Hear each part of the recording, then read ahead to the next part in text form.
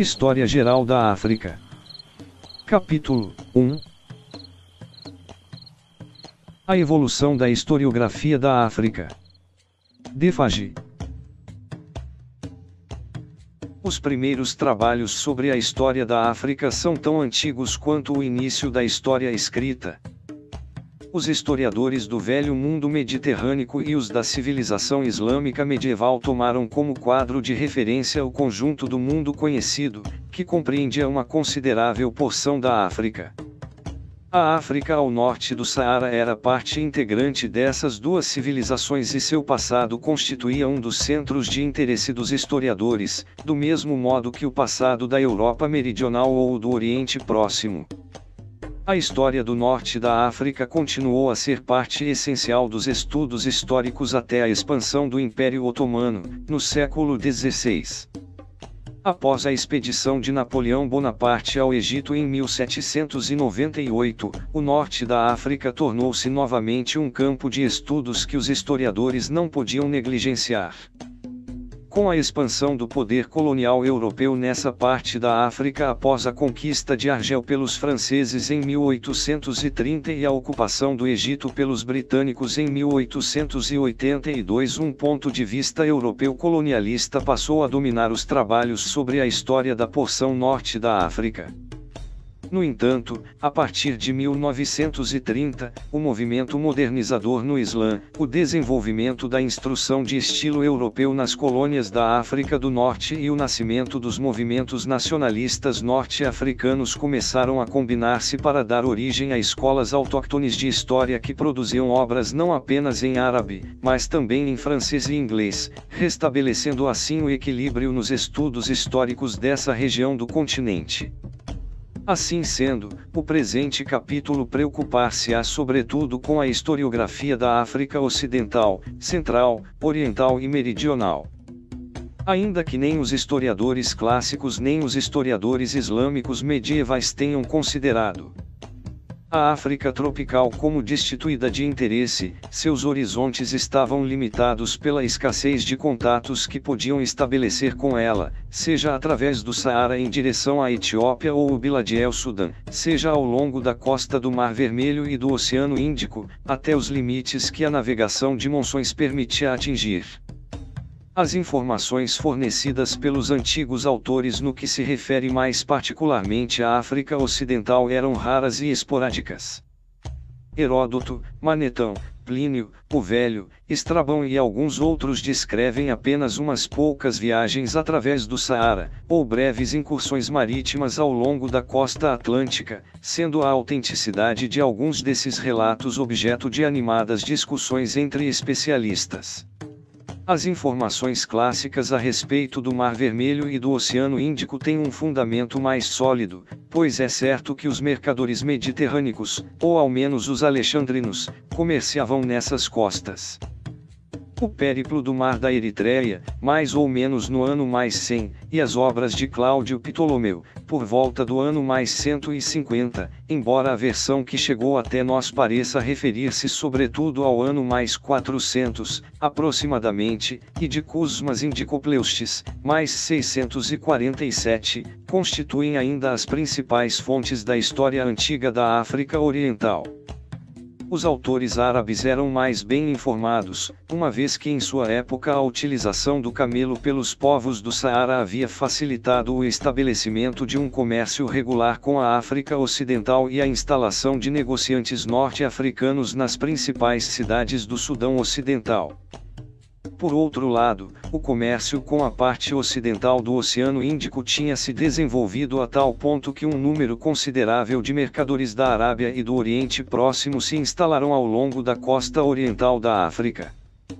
Assim, as obras de homens como Al-Masudi, que morreu por volta de mais 950, Al-Bakri, de 1029 a 1094, Al-Idrisi, 1154, Yaqut, cerca de 1200, Abu Elifida, de 1273 a 1331, Al-Umari, de 1301 a 1349, Ibn Batuta, de 1304 a 1369, e Hassan ibn Muhammad al-Zaini, conhecido na Europa Europa pelo nome de Leão, o Africano, de 1494 a 1552 aproximadamente, são de grande importância para a reconstrução da história da África, em particular a do Sudão Ocidental e Central, durante o período compreendido entre os séculos IX e XV.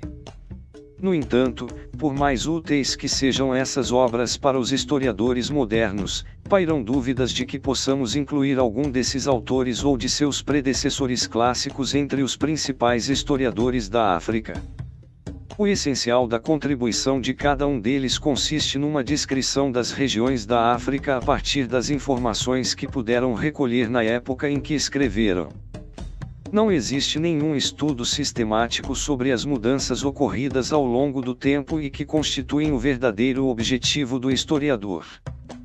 Aliás, tal descrição nem chega a ser realmente sincrônica, pois se é verdade que uma parte das informações pode ser contemporânea, outras delas, embora pudessem ainda ser consideradas verdadeiras na época em que o autor vivia, muitas vezes poderiam ser provenientes de relatos mais antigos. Além disso, essas obras apresentam o inconveniente de que, em geral, não há nenhum meio de avaliar a autoridade da informação, de saber, por exemplo, se o autor a obteve por sua observação pessoal ou a partir da observação direta de um contemporâneo, ou se ele simplesmente relata rumores correntes na época ou a opinião de autores antigos. Leão, o Africano, constitui um exemplo interessante desse problema. Assim como Ibn Battuta, ele próprio viajou pela África, mas, ao contrário deste, não se pode afirmar com certeza que todas as informações que ele nos fornece tenham provindo de suas observações pessoais. Talvez fosse útil relembrar aqui que o termo história não deixa de ser ambíguo. Atualmente, pode ser definido como um relato metódico dos acontecimentos de um determinado período, mas pode também ter o sentido mais antigo de descrição sistemática de fenômenos naturais. É essencialmente nessa acepção que ele é empregado no título em inglês da obra de Leão, o Africano, Leo Africanus, a diagráfica ou History of Africa, em francês, Description de l'Afrique, significado que só permanece hoje na ultrapassada expressão História Natural, que, aliás, era o título da obra de Plínio.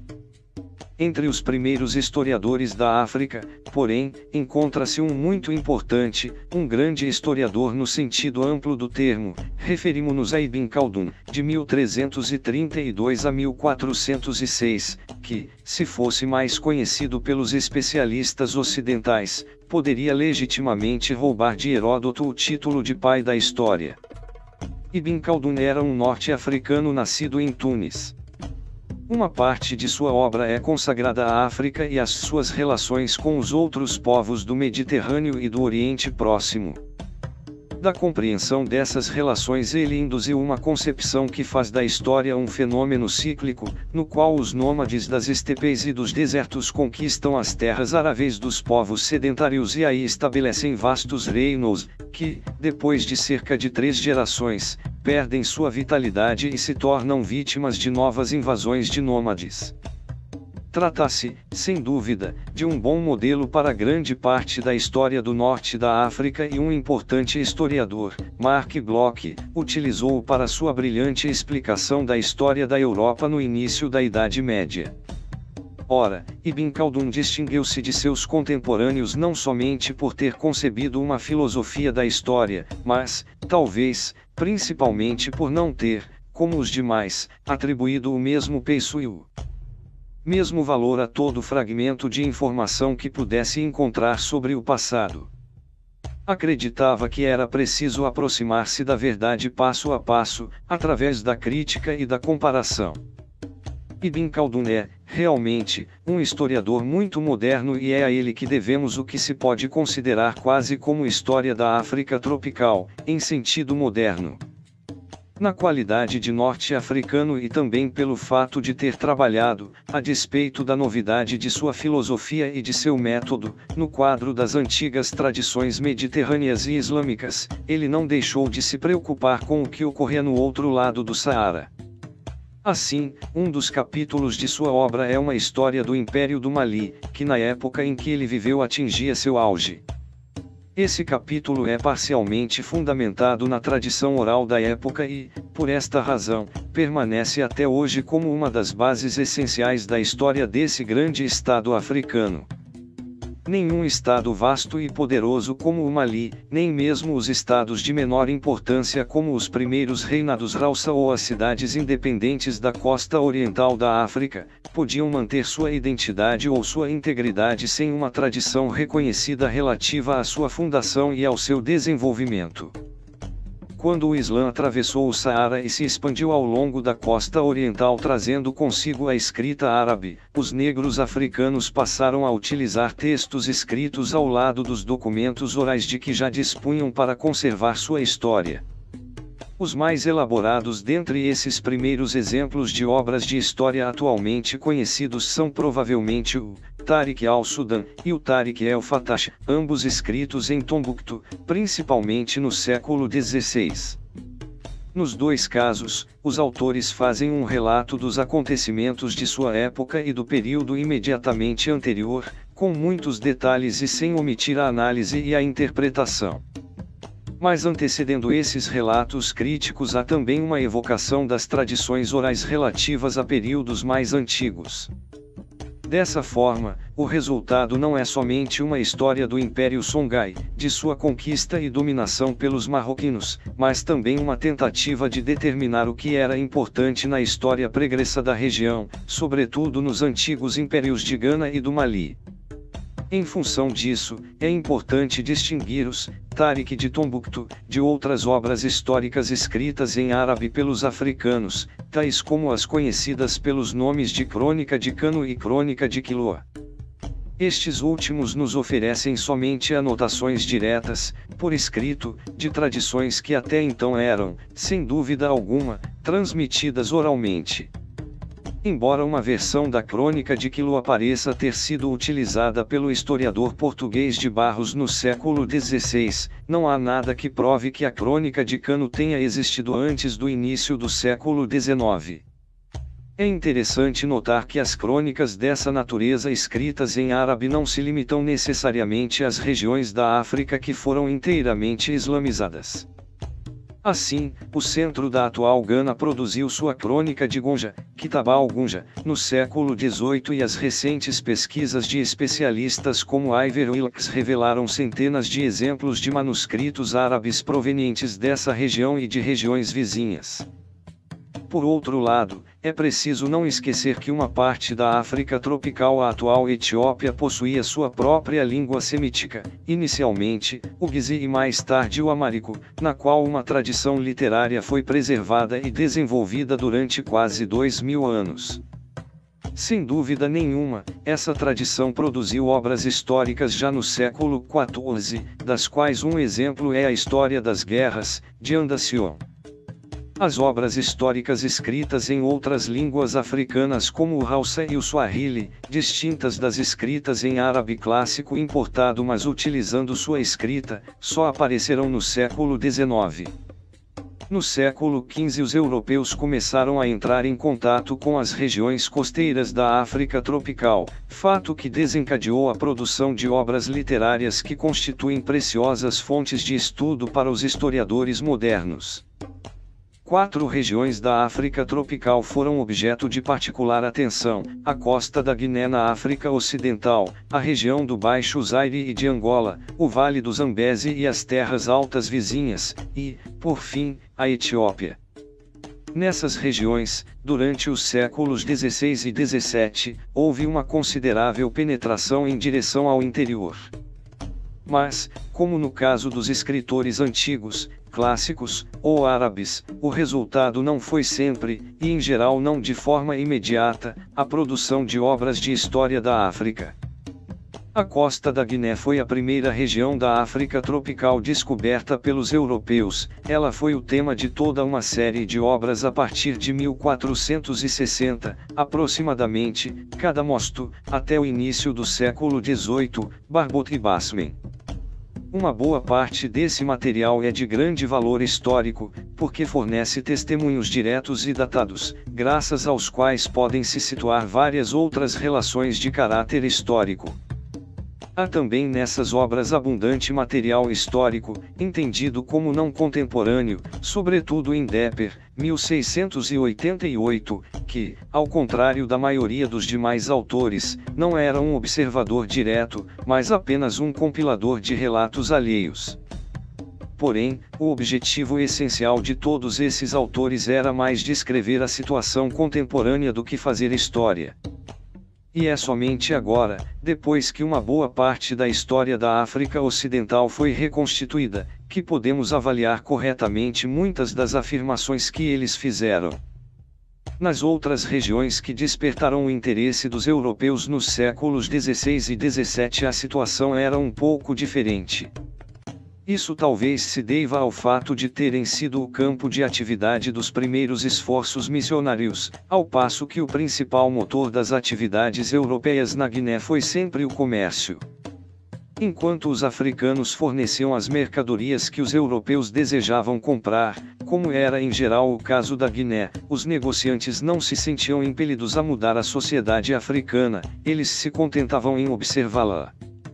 Os missionários, ao contrário, sentiam-se obrigados a tentar alterar o que encontravam e, nessas condições, um certo grau de conhecimento da história da África poderia ser-lhes útil. Na Etiópia, as bases já existiam. Podia-se aprender o guês e aperfeiçoar seu estudo, bem como utilizar as crônicas e outros escritos nessa língua. Obras históricas sobre a Etiópia foram elaboradas por dois eminentes pioneiros entre os missionários, Pedro Paes, morto em 1622, e Manuel de Almeida, 1569-1646, e uma história completa foi escrita por um dos primeiros orientalistas da Europa, Eobludolf, 1634-1704.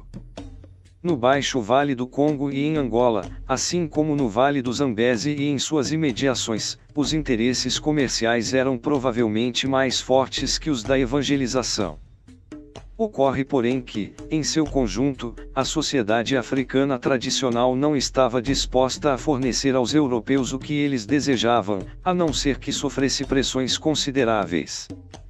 O resultado é que ela foi obrigada a mudar de modo tão drástico que mesmo os ensaios descritivos dificilmente podiam deixar de ser em parte históricos.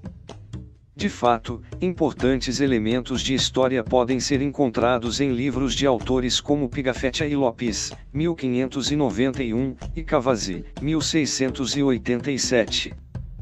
Em 1681, Cadornega publica uma história das guerras angolanas.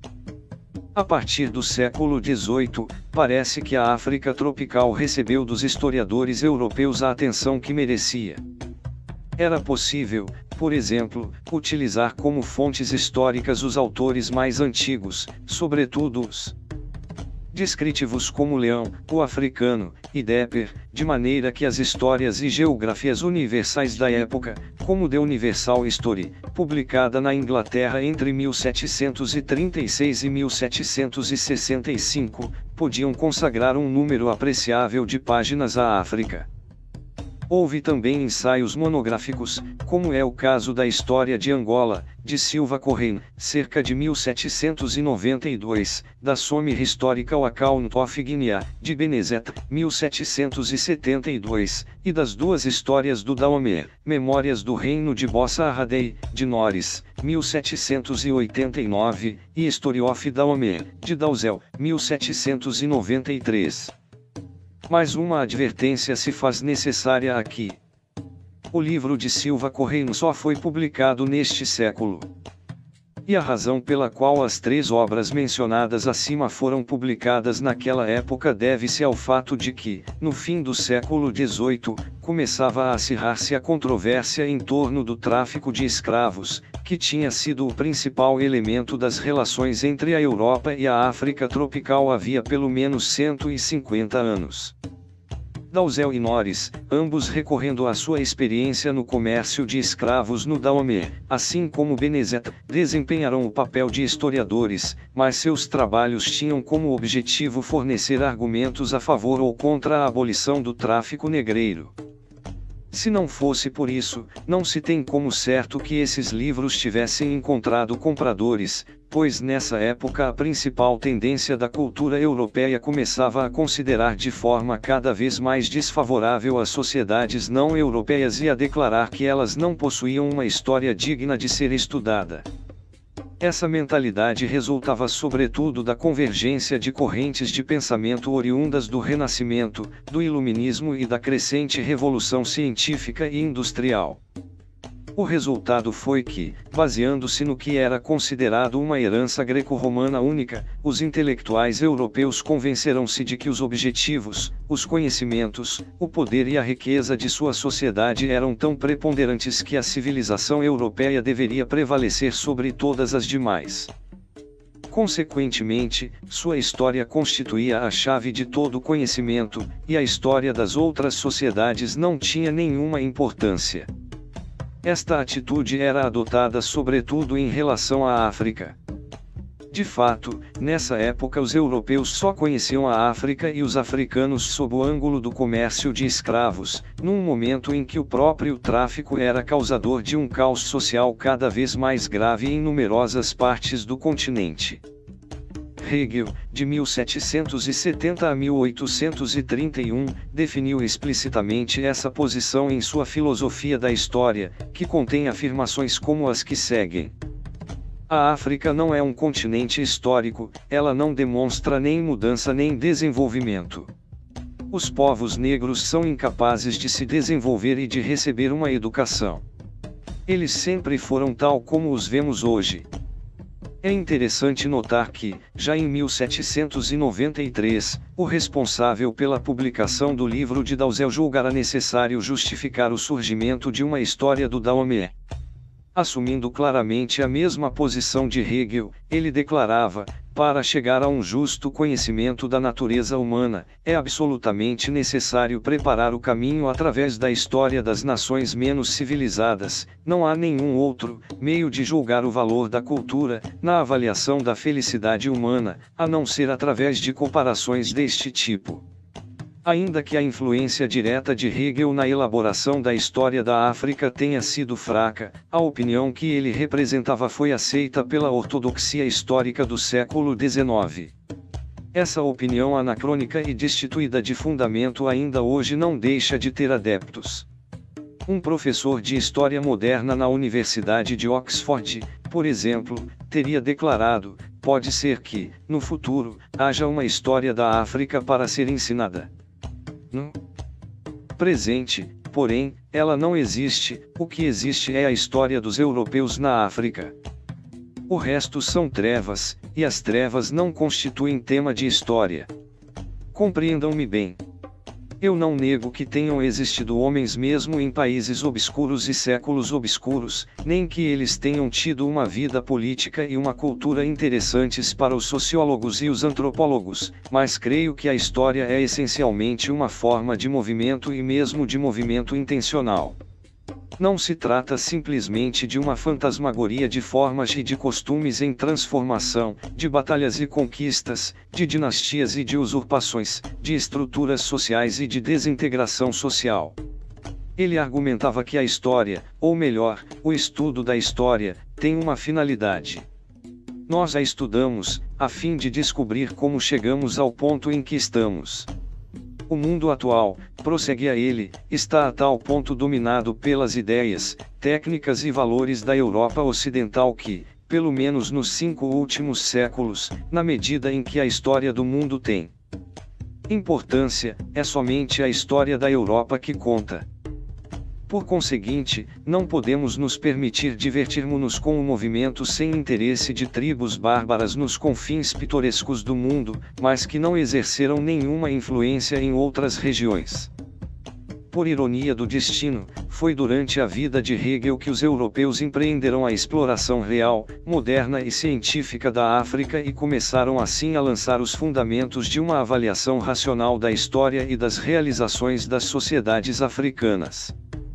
Essa exploração era ligada, em parte, à reação contra a escravidão e o tráfico de escravos, e, em parte, à competição pelos mercados africanos. Alguns dos primeiros europeus eram impelidos por um desejo sincero de aprender tudo o que pudessem a respeito do passado dos povos africanos e recolhiam todo o material que encontravam, documentos escritos, quando os havia, ou ainda tradições orais e testemunhos que descobriam sobre os traços do passado. A literatura produzida pelos exploradores é imensa. Alguns desses trabalhos contêm história no melhor sentido do termo, e em sua totalidade, tal literatura constitui um material de grande valor para os historiadores. Uma pequena lista dos principais títulos poderia incluir Treval's The Discoverer the Sources of the Nile de James Bruce, 1790, os capítulos especificamente históricos dos relatos de visitas a Kumasi, capital de Ashanti, de Terbudish, Mission from Cape Coast to Ashanti, 1819, e de Joseph Dupuy, Journal of Areas in Ashanti, 1824, Reisen o Indian de Congin in Northern Central Africa, 1857-1858, de Irish Bart, Documents sur L. Histoire, La Géographie et L. Camarstiel. África Oriental de M. Gillan, 1856, e Saara e o Indo-Sudão de Gustav Nastigal, de 1879 a 1889. A carreira de Nastigal prosseguiu numa fase inteiramente nova da história da África, aquela em que os europeus haviam iniciado a conquista do continente e o domínio de suas populações. Como essas tentativas pareciam necessitar de uma justificativa moral, as considerações hegelianas foram reforçadas pela aplicação dos princípios de Darwin. O resultado sintomático disso tudo foi o aparecimento de uma nova ciência, a antropologia, que é um método não histórico de estudar e avaliar as culturas e as sociedades dos povos primitivos, os que não possuíam uma história digna de ser estudada, aqueles que eram inferiores aos europeus e que podiam ser diferenciados destes pela pigmentação de sua pele. É interessante citar aqui o caso de Richard Burton, de 1821 a 1890, um dos grandes viajantes europeus na África durante o século XIX. Trata-se de um espírito curioso, cultivado, sempre atento e um orientalista eminente. Ele foi, em 1863, um dos fundadores da London Anthropological Society, que tornar-se-ia mais tarde o Royal Anthropological Institute. Entretanto, de modo bem mais acentuado que Nastigal, sua carreira marca o fim da exploração científica e imparcial da África, que havia começado com James Bruce. Encontramos, por exemplo, em sua Mission to Agelele, King of Dahomey, 1864, uma notável digressão sobre o lugar do negro na natureza, e não, como se pode notar, o lugar do negro na história. Pode-se ler aí frases como esta: o negro puro se coloca na família humana abaixo das duas grandes raças, árabe e ariana. A maioria dos seus contemporâneos teria classificado estas duas últimas em ordem inversa, e o negro, coletivamente, não progredirá além de um determinado ponto, que não merecerá consideração. Mentalmente ele permanecerá uma criança. Foi em vão que certos intelectuais africanos, como James Africanus Horton, responderam a essas colocações, polemizando com os membros influentes da London Anthropological Society. As coisas ficaram ainda mais difíceis para o estudo da história da África após o aparecimento, nessa época e em particular na Alemanha, de uma nova concepção sobre o trabalho do historiador, que passava a ser encarado mais como uma atividade científica fundada sobre a análise rigorosa de fontes originais do que como uma atividade ligada à literatura ou à filosofia. É evidente que, para a história da Europa, essas fontes eram sobretudo fontes escritas, e nesse domínio a África parecia especialmente deficiente. Tal concepção foi exposta de forma muito precisa pelo professor P. Newton, em 1923, numa conferência diante da Royal African Society de Londres, sobre a África e a pesquisa histórica. Segundo ele, a África não possuía nenhuma história antes da chegada dos europeus. A história começa quando o homem se põe a escrever. Assim, o passado da África antes do início do imperialismo europeu só podia ser reconstituído a partir de testemunhos dos restos materiais, da linguagem e dos costumes primitivos, coisas que não diziam respeito aos historiadores, e sim aos arqueólogos, aos linguistas e aos antropólogos. De fato, o próprio Newton encontrava-se um pouco à margem do papel de historiador tal como era concebido na época. Durante grande parte do século XIX, alguns dos mais eminentes historiadores britânicos, como James Stephen, 1789-1859, Herman Merivale, de 1806 a 1874, J. A. Froude, de 1818 a 1894, e J. R. Seeley, 1834-1895, 17, haviam demonstrado muito interesse pelas atividades dos europeus, ou pelo menos de seus compatriotas, no resto do mundo. Mas o sucessor de Seeley no cargo de Regius Professor de História Moderna em Cambridge foi Lord Acton, de 1834 a 1902, que havia se graduado na Alemanha.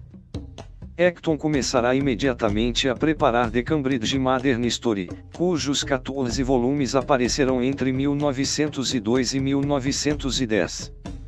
Essa obra é tão centrada na Europa que chega a ignorar quase totalmente até mesmo as atividades dos próprios europeus pelo mundo.